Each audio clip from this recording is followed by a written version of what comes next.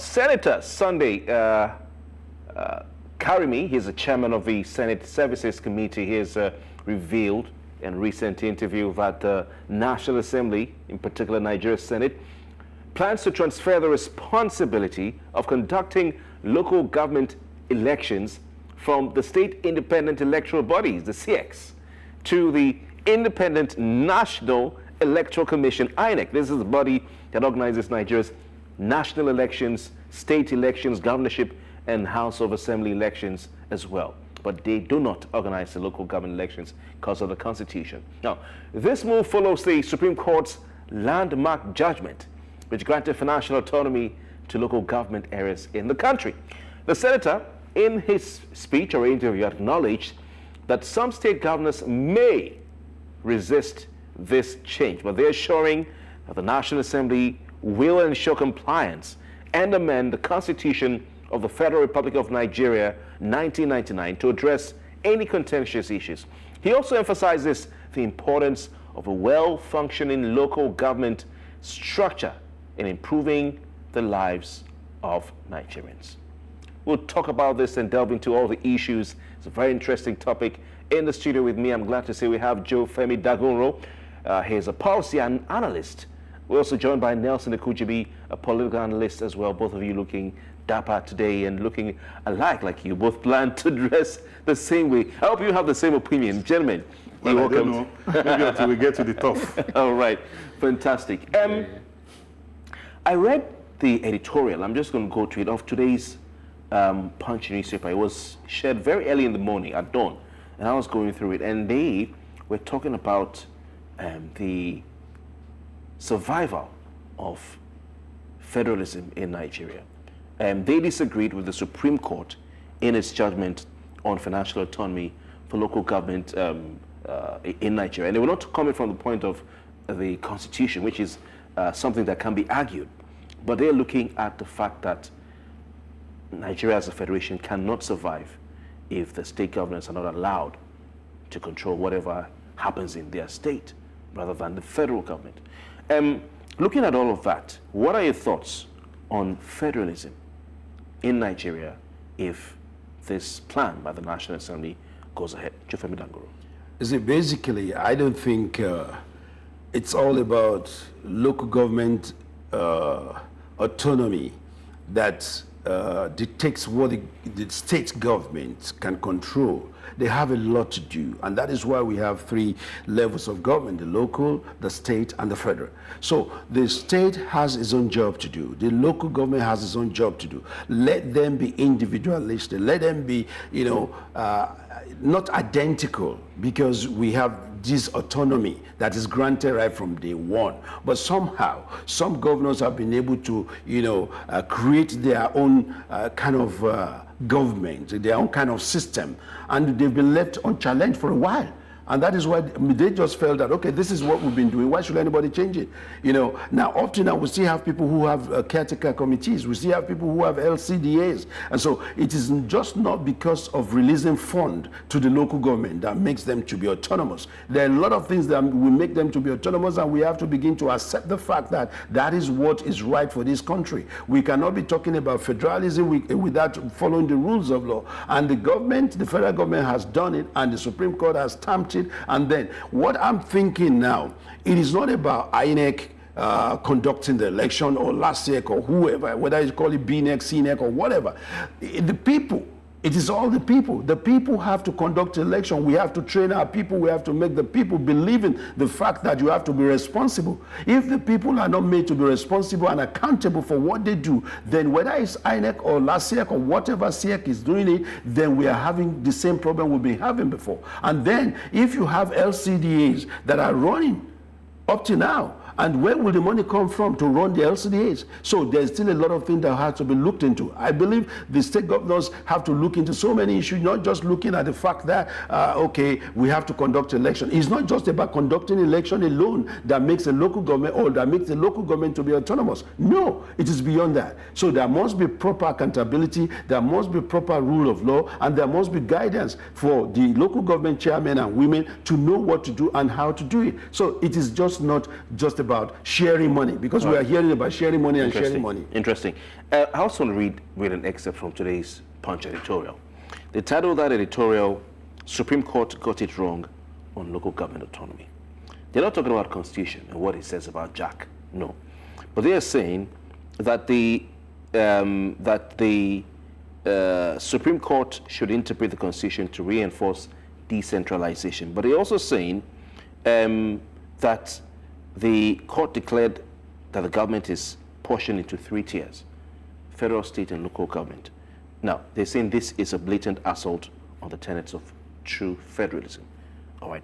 When the court, the highest court in the land, declares that government in Nigeria is apportioned to 3 tiers: federal, state, and local government. They say this is a blatant assault on the tenets of federalism. Now, this is what they're saying, that we should look at federalism as 2 structures: federal government and then the states. Do you agree? No, absolutely not. I'm a student of history, and while in school, I understand the meaning of federalism. Federalism means separation of powers or division of powers between the central government and the component units. The units could be local government, the units could be city, the units could be states. So when the Constitution says, when the definition of federalism tells you central government and component units, it does not specifically mention that it is only states. There are other component units. It lists the 774 local governments in the Constitution. Yes. But they are saying that this is wrong, that it shouldn't be and needs to be corrected. Well, you and I know for free that when the Supreme Court gives a judgment, the only alternative left for you is to complain to the Almighty God. In this case, the Supreme Court has interpreted the Constitution the way they deem fit, and there's no other place to appeal to.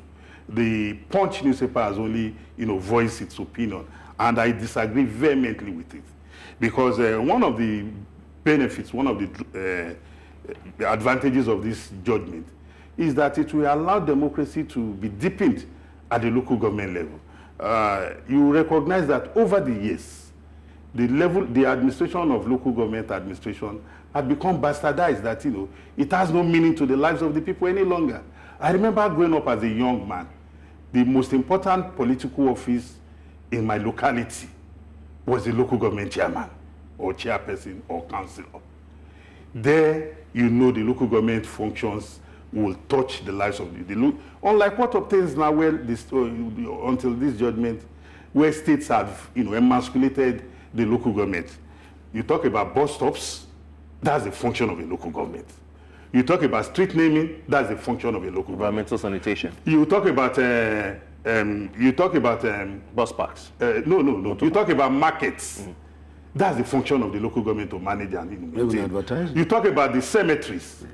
But all these functions, even environmental sanitation, signboarding, in your business premises. You're avoiding talking about environmental sanitation. No, I've been trying to get you to say, but you're not saying. No, I'm going to say that because you are giving me an additional point. Yeah. So as a young man who has. So you're saying that state government should not be involved in environmental sanitation. The local government should be involved. Constitutionally, it's a matter that all the 3 tiers. No, but it's in the Constitution that yes, environmental sanitation is under the exclusive control of local government. Yes, that is why even in the local, if you go to the local government, we have the Department of Environment, you have the Department of. No, but state governments are in charge of. Yes, like in River State, you have their own environmental. Authority. Board or authority. Yes, they do the monthly. No, in Lagos State you have Loma. Yes, the state can have its department or ministry overseeing the. No, but this is what you're saying. That motor parks, bus parks, cemeteries, even if the Constitution is written there, environmental. Sanitation. No, let me say, let me just come in now. So is that what you're saying? No, the point what he's saying is this. This is written. But there's no law there that tells you there couldn't be collaborations. Yeah. No. Okay, but he talked about motor parks. Yes, absolutely. Yes, so they could also say there's collaboration. Yes. Listen, the collaboration is not where you have a joint account. No. Let's separate this. But that's constitutional. No. It is, this constitution does not say the Lagos State or River State or whatever state, wherever in Nigeria, should have a joint account with the local government and be telling them how to spend the money and be giving them the money and tell, look, everybody, But this is what Nelson you take. talked about cemeteries, bus parks, The duties. motor parks. That's the responsibility of the government to manage. So, and I'm saying in the constitution it also waste management. Yes. Because waste management is generated in a state and in a local So you're government. saying, for instance, Lagos State, Loma has no business in waste management. Says who? Lagos State government has Loma no is a business. question of the refuse or the environmental nuisance on the state highways. Who is responsible for it? Don't forget, the Constitution explicitly divides the functions. We have, for example, we have trunk A roads, trunk B roads, and trunk C roads. No, but the constitution says waste management is under local government. It is waste management is also under the state government. Where? In the constitution? Yes, because we have the Ministry of the Environment. No. It states clearly it's under, like you said, mortuaries. Yes. Cemeteries. Yes. Sorry, cemeteries. Right. Yes. And street naming. It's under. Okay, let's leave that for another day. I want us to talk about the. Do you agree? Because the punch. I'm good with this final one. Punch editorial. They're saying that even in the United States of America, Right. where you have Nigeria took its Right. federal structure of sorts from. You know, even in countries like Brazil and India, the constitution recognizes only the center and then the province, regions, or state governments. Now, state governments fund the local governments as the councils are under them. You were in Germany. Is that something that you can also relate to? Is it Is that the case in Germany? Yes, I tell you what. This is the opinion of Punch, right? No, but was that the case in Germany? The political system, the democratic system in Germany is quite different from what we practice here. It is not. But then the autonomous government of Germany is quite open and transparent for you to see. The local government operates as local government. The local government manages all these things you are saying, the waste management, the mortuaries, everything is managed by the local government. Even the advertising he's saying, the signages is managed by the local government. Are the local governments under the states? Yes. As it is not as if they are under that is being controlled by the governor.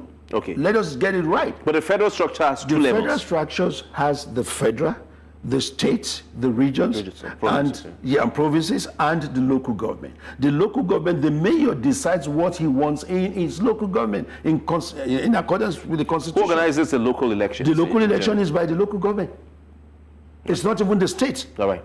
So the local government organizes the local government the elections. So these are the things stated categorically, and that is what I'm saying, that it is not because of who organizes an election that somebody will steal or snatch the ballot boxes. No, it is the people. Let's have fundamental laws, fundamental issues cleared, and said, look, we are organizing our election on so date, and people we know. You don't even need to go and start cross-checking 10 times. You know, now if you take it to INEC, then INEC will want a new database. Then the people have to be put into this rigor of going to check, of going to do this, of going to do that. So you are bringing much more people into this system whereby they will be disorganized and they will not be interested to go and vote. You know, we should not be making things difficult for our people. If you are talking about all these other places, they send your voting card to you. You don't need to go and So you're saying this move by the Senate to centralize local government elections, I think we have a lot more to do than to concentrate on this. Yes, it may make it difficult, and at the same time, it will discourage people. So let's begin to make election and electioneering easier for people to manage. We are still talking about, do we need to have individuals that will say, look, I don't need to belong to a party. Have we sorted out? So Nelson Ekujumi, do you agree that centralizing local government elections through INEC will make it harder for Nigerians to vote at the local elections? Well, with all due respect to the distinguished senator that made that observation or presentation, I disagree in its entirety with his position, because the INEC, what INEC has become today, that you can beat your chest and say INEC can conduct a credible election, transparent election, didn't just happen overnight. It was because of agitations and advocacy by people like us. You recollect at a point in time in the life of this country when there was no voter's card, where Nelson Mandela voted in Nigeria's election. where Mother Teresa was a voter. You recollect the election between 1999 and 2007 under former President Obasanjo, the scandalous conduct of election. But lo and behold, because of agitations, we've had the inclusion, the use, the deployment of technology. We have the permanent voters card that it captures you, then and all your biometrics is also embedded in it. We have we first of all had the e-card reader that you can no longer vote by proxy. You know, in the past we voted by proxy. Woman will stuff the ballot. But now we have a BVAS that if the BVAS cannot authenticate, you cannot vote. And now we have the viewing portal. Yes, what does all these things do in the new electoral system, such that if votes are counted in a particular polling unit, immediately the number of votes counted exceeds the number accredited on the BVAS, it automatically points out that fraud has... So we'll placing these elections in the hands of INEC make it harder for Nigerians at the grassroots to participate in local government? It will defeat the whole essence of federalism, because the states are capable of... In fact, if I have my way, just like he mentioned, I would prefer the local governments to be conducting their elections. Because the people in INEC, they are Nigerians. And the people in the State Independent Electoral Commission are also Nigerians. If you put in place the necessary mechanism that will allow them function independently and professionally, they'll do their jobs well. You find a system whereby on the day of election, that is when the State Independent Electoral Commission, release the voting procedure, unlike what INEC does. Then you look at a situation whereby the State Independent Electoral Commission, a lot of them don't have independence. They don't have the financial autonomy that INEC... But that is what the Senate is trying to do. No! To fix. No, we should fix the State Independent Electoral Commission to be able to live up to the standard of INEC, rather than saying, the standard of INEC? Yes. What standard are we talking about? We are just talking about an institution that conducts an election, that passes the test of the people, and also passes the test of the legal system. Has INEC, which INEC are we? Because I looked, I have a copy of the election report from the Civil Society Situation Group, amongst other reports, and of course, the verdict on the last election wasn't good. If you absolutely not. So I don't know what standard you're talking about. Because I belong to an organization among several others. Don't forget that the observer groups for the 2023 elections were over 100, and so many groups wrote their own reports. No, but we all can identify with civil society situation room, even you. If civil society situation room, you will recollect the scandal that broke out when the coordinator of the civil society situation room was reading a report, and a member said, no, we didn't discuss this. Don't input your personal opinion. So you're saying that you have the EU report? I have the EU report. The EU report does not represent, the two pictures of our elections. I'm a Nigerian. Okay. The EU cannot have a better interest in Nigeria than me. So you're saying that INEC has high standards? Very high standard. I stand by it because I'm a participant. Okay. Most of the BVASs didn't work. BVAS says who? Yaga said 98% for the presidential election. Kofi, according to Yaga, one of the observer groups, said the BVAS worked 98%. So I think you need to provide your facts to substantiate that. Are you forgotten the technical glitch? Okay, let me go to. So how can we fix this local government election to ensure it's transparent? I tell you what, the most important thing is we should begin to have grassroots educational development. We have no grassroots political development. And then we want everything to work overnight. We are not educating our people at the grassroots level to even understand what we are discussing here. So it is the direction we give to them that they go. So the first thing is to begin to have grassroots political development. So once we begin to understand, let the people at the grassroots understand what they want and what the government is providing for them. That's number one. Number two, the people at the grassroots are the one to protect their votes. They are the one to select their people or elect their people. It is not somebody you provide or you select or you give unto them to vote. So there must be transparency, and let those who are there right now. I don't know when they are going to start having this money released from Abuja to their accounts. Let's begin to understand, how do you want to spend the money? Have you ever seen the budget of any local government being announced or being showcased anywhere or being reviewed by the press? Nobody goes through that. The press has a job as well to go through the grassroots political level and begin to do something. It is not only that the state and the federal. You're talking about enlightenment and empowering the grassroots people. Yes. But this enlightenment, some will say, will still not